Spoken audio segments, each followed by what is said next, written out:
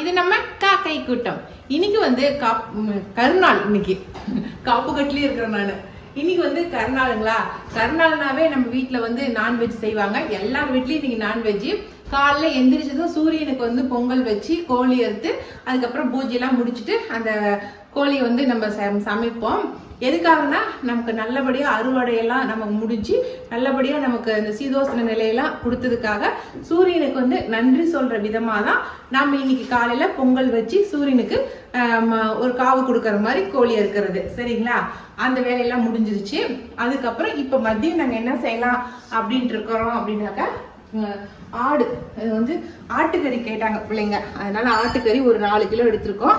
அதை வந்து பிரியாணியா செஞ்சிடலாம்னு சொல்லிட்டு ஒரு 4 கிலோவுக்கு 5 கிலோ கறி எடுத்துக்கிறாரு. 4 கிலோவுக்கு 5 கிலோ போட்டாதான் கொஞ்சம் ஈவனா வரும், கறி கொஞ்சம் ஜாஸ்தியா வரும் அப்படிங்கிறதுக்காக அதை வந்து பிரியாணி செஞ்சிடலாம் அப்படின்ட்டு இதை மூடி வச்சிடலாம். ஒரு 2-3 விசில் விட்டுட்டு அதுக்கப்புறம் பிரியாணி செஞ்சோம்னா சரியா இருக்கும். நல்லா ரப்பர் ரப்பர் இல்லையா இருக்குதுடா, வெளியே வந்துருச்சுன்னா. அடுத்தது இந்த 10 நாளாவே என் பையன் வந்து குடல் குடல் வேணும் கேட்டுக்கிறான். அவனுக்காக வேண்டி குடல் வாங்கிட்டு இருக்கேன். எல்லாத்தையும் சுத்தமா ஒரு 10 வாட்டி கழுவி வச்சு சுடுதண்ணி போட்டு எல்லாம் கழுவிட்டு உப்பு மல்லித்தூள் மட்டும்தான் நான் போட்டு வேக வச்சிருக்கேன். இது ஒரு 4 விசில் விட்டுட்டு அதுக்கப்புறம் அதை எப்படி தாளிக்கிறேங்கிறத நான் காட்டுறேன் உங்களுக்கு. ரத்த பொரியல் சூப்பரா இருக்கும், நான் செஞ்சு காட்டுறேன் உங்களுக்கு. அடுத்தது வந்து காலையில கோழி அரைச்சோன்னு சொன்னேன் இல்லைங்களா, அந்த கோழி தான் இது. அந்த கோழியை வந்து இது பண்ணிடலாம், போய் வெட்டிட்டு வந்துக்கிறாங்க, வறுவல் பண்ணிடலாம்.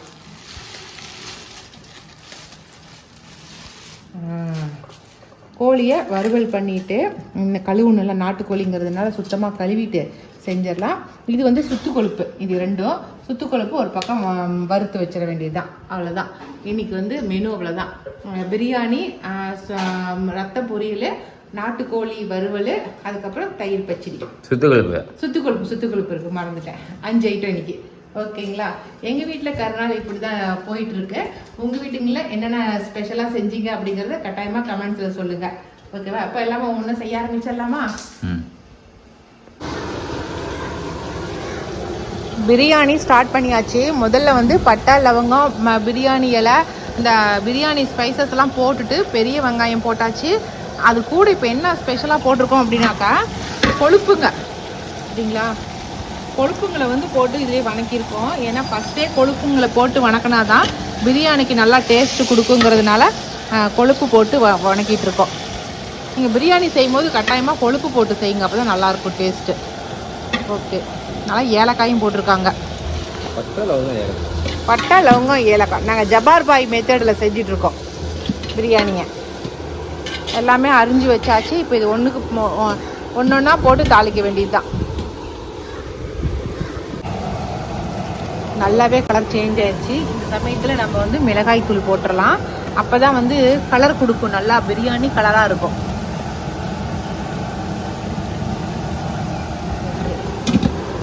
அவ்வளோதாங்க. இதுக்கு மேலே நம்ம எப்பவும் போடுறதா. அதுக்கப்புறம் தக்காளி போடணும், பச்சை மிளகா, புதினா, கொத்தமல்லி, இது எல்லாத்தையும் ஒன்றுக்கு பின்னாடி ஒன்று போட்டு பரட்டிக்க வேண்டியதுதான். அடுத்து நான் போய் என்னோட வேலையை செய்கிறேன். நான் ரத்தங்குடல் வறுக்கணும் நான், அதனால் அதை போய் செய்ய போகிறேன் நான். இது வந்து கொத்தமல்லி ஒரு கட்டு போட்டோமா அதே அளவு புதினாவும் போடணும், ரெண்டும் ஒரே அளவு. இப்போ நம்ம 4 கிலோங்கிறதுனால அதுக்கு தகுந்தபடி நம்ம சேர்த்திக்க வேண்டியது தாங்க, அளவுகளை கூட்டிக்க வேண்டியது தான். இது வந்து இதில் வந்து கொத்தமல்லி மட்டும் இருக்குதா? அதில் கொத்தமல்லி மட்டும் இருக்குது, இதில் புதினா இருக்குது. இது போட்டுட்டு அதுக்கப்புறம் உடனே தக்காளி போட்டுற வேண்டியதுதான். பச்சை மிளகாயும் தக்காளியும், இஞ்சி பூண்டு. இன்னொரு நேரம் இஞ்சி பூண்டே போடாம விட்டுக்கிற அப்படி. வெங்காயம் வதங்கினதுக்கு அப்புறம் இஞ்சி பூண்டு போடலான்னு வச்சிருக்கேன். அப்படி இப்போ வதங்கிருச்சு. இப்போ இஞ்சி பூண்டு போட்டாச்சு. நான் தக்காளி போட்டதுக்கு அப்புறம் தான் இஞ்சி பூண்டே போடுவேன். இதுக்கப்புறம் தக்காளியும் பச்சை மிளகாயும் போட்டுக்கிறதா? சரி, நான் போய் மட்டனை பார்க்குறேன். இப்போ வந்து நம்ம குடலை வந்து நல்லா வேக வச்சுட்டோங்க. அந்த போட்டி குடல் அந்த உதப்படா இருக்குல்ல எல்லாத்தையும் வேக வச்சாச்சு. ஒரு மாதிரி ஸ்மெல் வரும். அதனால வந்து நல்லா கழுவிடணும். ஒரு 4 ட்ரிப்பா சுடுதண்ணி ஊற்றி கழுவிடணும், அப்போதான் ஸ்மெல் போகும்.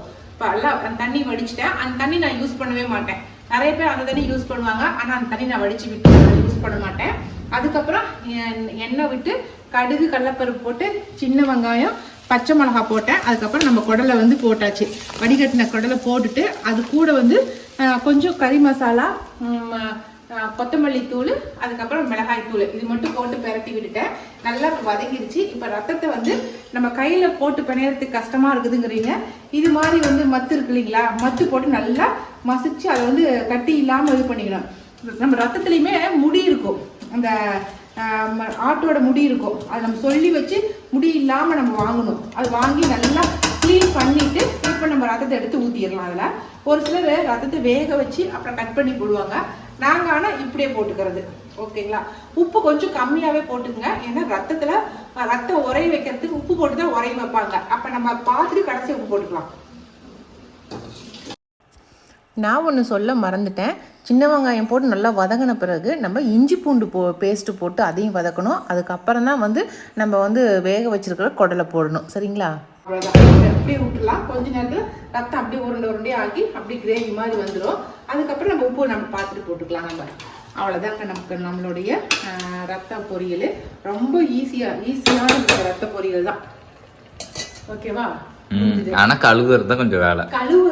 கழுவுறது நீட்டா நீங்க கழுவுனீங்கன்னாக்கா ஸ்மெல் அடிக்க ஆரம்பிச்சிடும். அது வெள்ளாட்டு ரத்தம் குடல்னா உடம்புக்கு ரொம்ப நல்லது. ஏன்னா வெள்ளாடு வந்து தலத்தாம்புங்க எல்லாத்தையும் சாப்பிடும். அதனால அதனுடைய குடலை சாப்பிட்றது நமக்கு ரொம்ப நல்லதுன்னு சொல்லுவாங்க. சரிங்களா? இப்போ இந்த வேணும்னா நமக்கு தேங்காய் திருவி கொட்டிக்கலாம்.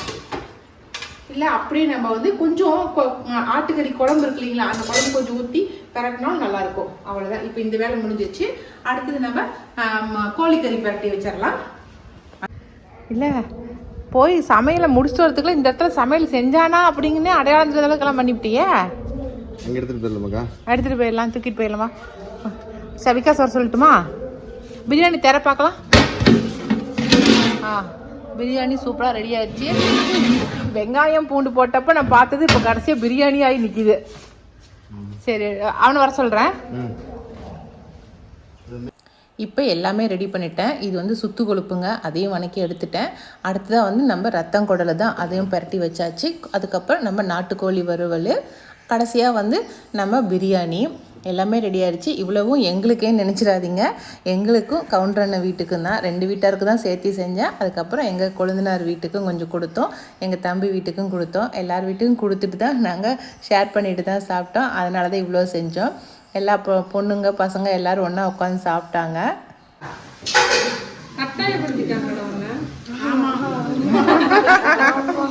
கட்டாயப்படுத்தி மொட்டை அடிச்சிட்டாங்களாம். விட்ற வரப்போகிற சம்பளத்துக்கு ஃப்ரீயாக இருக்கும்.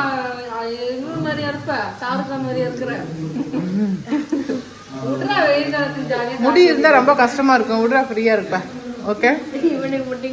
பிரியாணிலாம் நல்லா இருக்குதாடா? பிரியாணிலாம் டேஸ்டா இருக்குதாடா? சரி, சூப்பர்.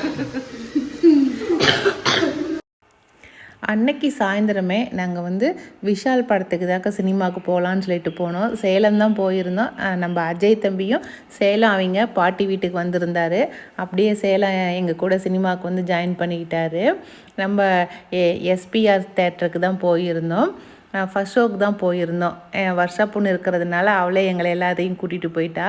நாங்கள் எங்கள் ராஜேஷ் வீட்டு பொண்ணு எல்லாம் பசங்க பொண்ணுங்க மட்டும்தான் போயிருந்தோம்.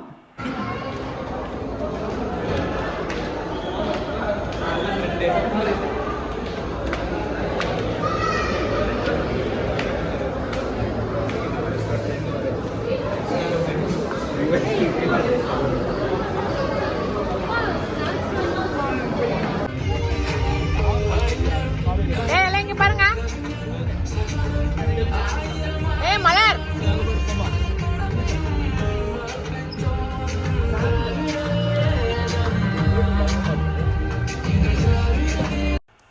இந்த ஜெமினி மியூசிக்கு கேட்டு ரொம்ப நாள் ஆயிடுச்சுங்க. எனக்கு இதை பார்த்தோன்னே பழைய காலத்து ஞாபகம் தான் வந்துச்சு.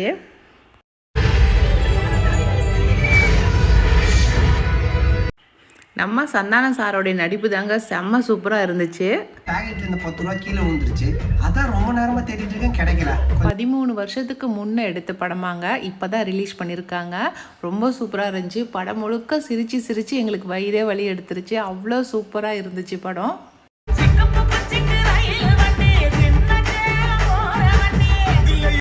சுந்தர் சி படம் அப்படின்னாலே ரொம்ப தமாசாக இருக்கும். அதுவும் இல்லாமல் பாட்டுமே ரொம்ப நல்லா இருந்துச்சு, எல்லா பாட்டுங்களுமே.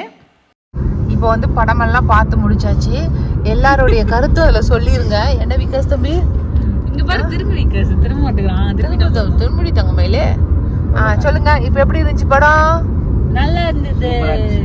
படத்துல கதை இருக்குதோ இல்லையோ வயிறு குலுங்க சிரிக்க முடிஞ்சிச்சு. ஒரு ஒப்பீனியன் என்னன்னா, சந்தானம் சார் வந்துட்டு இதுக்கப்புறமேட்டு காமெடியானாவே நடிச்சாவே போதும். எனக்கு அந்த ஹீரோ கேரக்டர் விட காமெடியாவே ஃபுல்லா சந்தானம் சார் ஓட்டுன காமெடி தான். ஆமா, அவர் அந்த அப்ப டைமிங் காமெடிங்கறாங்க பாரு, அது வந்து சந்தானம் செம்மையா பண்ணாரு.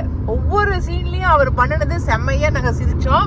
அதனால ஹீரோ கெட்டப்போட அவருக்கு வந்து காமெடி கெட்டப்ல ரொம்ப சூப்பரா இருக்குது. நீ என்ன சொல்றீங்க நீங்க ரெண்டு பேரும்? அவரோட இஷ்டம் பாக்குறது நம்மளோட இதுதானே, நமக்கு என்ன பிடிக்குது. ஒரு 10 இயர்ஸ் முன்னாடி போயிட்டு வந்த ஒரு ஃபீல் இருந்தது நல்லா அந்த வைப்ல. ஆமா, சூப்பரா இருந்துச்சு. கேடிவி வந்து பெரிய ஸ்கிரீன்ல பார்த்த மாதிரி நல்லா இருந்துச்சு, சூப்பரா இருந்துச்சு. போய் ஒரு ட்ரிப் பார்த்துட்டு வரலாம். ஏதாவது டல்லா இருக்குதுனாக்கா நம்ம மனசு போய் படத்தை பார்த்து நல்லா வந்து ஜாலியா சிரிச்சிட்டு வரலாம். ஓகே, இதுதான் ஃபஸ்ட் டைமு அவங்க அப்பா இல்லாமல் நாங்கள் மட்டுமே சினிமாவுக்கு போயிட்டு வந்தது. கொஞ்சம் பயமாக தான் இருந்துச்சு, ஆனாலும் வந்து எப்படியோ போயிட்டு வந்துட்டோம் நாங்கள். அவ்வளோதான். இப்போ வர்ஷா பொண்ணு வந்து ஊருக்கு கிளம்பிட்டா. ஊருக்கு போகிறதுக்குள்ளார என்னமோ லேப்டாப் வச்சுட்டு நோண்டிகிட்டு இருக்கா. இப்போ மணி வந்து 5 o'clock ஆகுது. இப்போ 5 மணிக்கு போனாக்கா நைட்டு வந்து ஒரு 11 மணிக்கெலாம் போய் சேர்ந்துட்டு வருஷா. எவர்ஷா? 11 நைட்டு சேலம் தாண்டவே 6:30 அஜய் பார்த்துட்டு போனோம். ஆமாம், என்னமோ லேட் பண்ணிகிட்டே இருக்கிறா. ஆனால் நைட் டைமில் தான் போய் சேரணும். நம்ம சொன்னால் கேட்க மாட்டேங்கிறா. ரெண்டாவது வந்து நைட்டு போனாக்கா கொஞ்சம் டிராஃபிக் இல்லாமல் இருக்குங்கிறதுக்காக கிளம்பிட்டு இருக்கா. அதுதான் பொறுமையாக சொல்கிறேன். ஓகேவா? சரி, நீ போகிறது போயிடுவா, ஆனால் எங்களுக்கு தூக்கம் வராது. என்ன, போய் சேர்ந்ததுக்கப்புறம் ஒரு ஃபோன் பண்ணு. Okay okay. இன்னியோட பொங்கல் பண்டிகை முடிஞ்சது. என்னவோ வீடியோவில் போட்டிருந்தா இழைச்சிட்டேன்னு சொல்லி வருஷா. உன்னை பார்த்தா இழைச்ச மாதிரி தெரியலையே வருஷா, அதனால தான் வீடியோ சுற்றி எடுக்கிறேன். எந்த பக்கம் பார்த்தாலுமே இழைச்ச மாதிரி தெரியலையே வருஷா. என்ன, நைட்டு வந்து எங்கேயும் போய் சாப்பிட மாட்டா, ஏன்னா டிஃபனு எல்லாமே எடுத்து கார்லேயே வச்சுக்கிட்டா. அதனால கார் எங்கேயும் நிறுத்த வேண்டிய அவசியம் கிடையாது. பார்க்கலாம், இன்னைக்கு தான் தனியாக அனுப்பிச்சி விட்றோம், பார்க்கலாம். வரும்போது எப்படி வந்தேன்? வரும்போது வந்தேன், ஆனால் நேரமாக பகல்லே வந்துட்டே இல்லை. இப்போ நைட்டில் போறியா, அதுதான் பயமாக இருக்கு. கோலா உருண்டை முதல்ல தாளிச்சிடலாம். அது எப்படி செய்யறதுன்னு முதல்ல பார்த்துடலாம். அதுக்கு வந்து சீரகம், சோம்பு, மிளகு, வரமிளகாய் இது எல்லாத்தையும் போட்டுடலாங்க. வானலில் கொஞ்சமாக எண்ணெய் விட்டுருக்கேன். இது எல்லாத்தையும் ஒவ்வொரு ஸ்பூன் அளவுக்கு போட்டுடலாம். மிளகு மட்டும் கொஞ்சம் கம்மியாக போட்டுக்கங்க, ஏன்னா காரம் அதிகமாக இருக்கும், அதனால் அதிகமாகிடும். அதுக்காக வேண்டி மிளகு கம்மியாக போட்டுக்கலாம். இதை போட்டாச்சு. கொஞ்சம் கருவேப்பிலை போடலாம், கொஞ்சம் கருவேப்பிலை, அவ்வளோதான். இப்போ நல்லா அது கொஞ்சம் பொரிஞ்சு வரட்டும். நல்லா பொரிஞ்சிருச்சு. இப்போ சின்ன வெங்காயம், இஞ்சி, பூண்டு இதையும் சேர்த்திக்கலாம். அதுவும் நல்லா வதங்கட்டும்.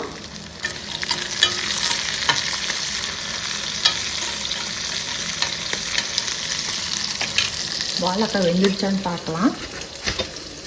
இன்னும் கொஞ்சம் நேரம் வேகட்டும். இது மாதிரி ஆவியில் வேக வச்சிட்டோமாக்கா தான் நல்லாயிருக்கும். அதனால் ஆவிலேயே வேகட்டும். கொஞ்சம் நேரம் அது வேகட்டும்.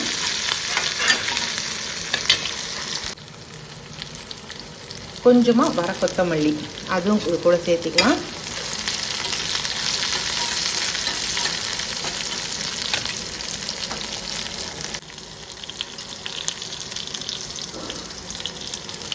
உப்பு, மஞ்சத்தூள், கொஞ்சம் கொத்தமல்லி தூள், கொஞ்சமாக மிளகாய் தூள், காஷ்மீர் சில்லி போட்டுக்கிட்டிங்கன்னா இன்னும் நல்லாயிருக்கும். அவ்வளோதாங்க. இப்போ மசாலா எல்லாத்தையும் போட்டாச்சு. அதையும் நல்லா பிரட்டி கொடுத்துட்டு கடைசி நம்ம தேங்காய் கொஞ்சம் போட்டுற வேண்டியதுதான்.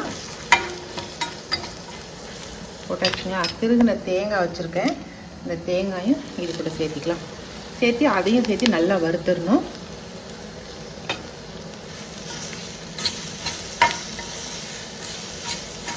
அவ்வளோதாங்க. போட வேண்டியது எல்லாத்தையும் போட்டாச்சு. நல்லா வறுபடட்டும்.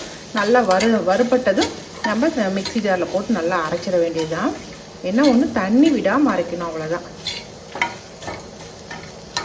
தேங்காயில் இருக்கிற ஈரப்பதம் போகட்டும். நான் மிக்சியில் போட்டு அரைச்சிட்டு காட்டுறேன் உங்களுக்கு. கொஞ்சமாக கொத்தமல்லி தழையை சேர்த்து நம்ம அரைச்சிடலாம். வாழைக்காயை இப்படி வேக வச்சு இப்படி மசிச்சிக்கலாம். ரொம்ப மசியணும் இல்லை, 1 2 இருந்தால் தான் நல்லாயிருக்கும்.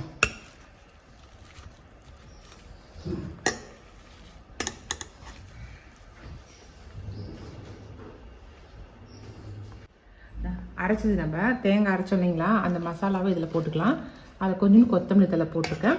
இது கூட வந்து பைண்டிங்காக பொட்டுக்கல்லை வந்து நுணுக்கிக்கிறேன். ஒரு 3 ஸ்பூன் அளவுக்கு பொட்டுக்கல்லை நுணுக்கிக்குங்க. ரொம்ப நிறையா பொட்டுக்கல்லை போட்டோமாவும் நல்லா இருக்காது. அவ்வளோதான். நம்ம இது வாழைக்காய், வேக வச்ச வாழைக்காய் எல்லாத்தையும் போட்டு நல்லா கலக்கிட்டு நம்ம இப்போ உருண்டை பிடிச்சிட வேண்டியது தான். வேறு எதுவும் தேவையில்லை. உருண்டை பிடிச்சி எண்ணெயில் போட்டு பொரிச்சு எடுக்க வேண்டியது தாங்க. அவ்வளோதாங்க. இது மாதிரி உருண்டை பிடிச்சிக்கலாம்.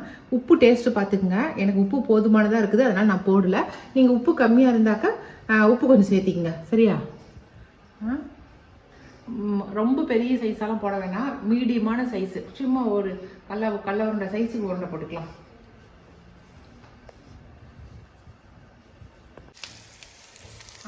உருண்டை உடையாமல் வருது. நீங்கள் வந்து அனல் ஜாஸ்தி வச்சுக்காதீங்க. அனல் ஜாஸ்தி வச்சுட்டா மேலே மட்டும்தான் கருகும், உள்ளே வந்து வேகாது, உடஞ்சி போயிடும் உருண்டைங்க, சரிங்களா? உண்மையாலுமே ரொம்ப டேஸ்ட்டாக இருக்கும். ஓகே, நீங்களுமே ஒரு ட்ரிப் செஞ்சு பாருங்கள். கொஞ்சம் வேலை தான், ஆனால் வேலையாக இருந்தாலும் பிள்ளைங்க டேஸ்ட்டாக சாப்பிடும் போது சந்தோஷமாக இருக்குதுல்ல, அதுக்காக சொல்கிறேன், சரியா? அவ்வளோதான். இதெல்லாம் உருண்டை பிடிச்சிட்டு நான் சுட்டுட்டு அதுக்கப்புறம் காட்டுறேன் இன்றைக்கி என்ன லஞ்சு செஞ்சேன் அப்படின்னு.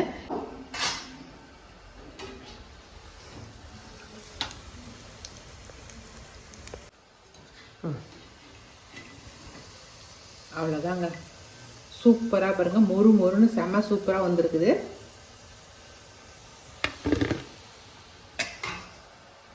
நல்லா கல்லாட்டமே இருக்குது, நல்லா திக்காக இருக்குது. ஓகேவா? அடுத்தது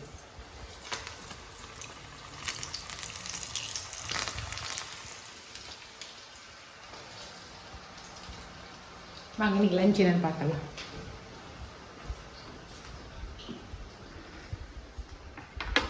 இன்றைக்கி என்னன்னாக்கா ஸ்பெஷலு உருண்டை குழம்பு.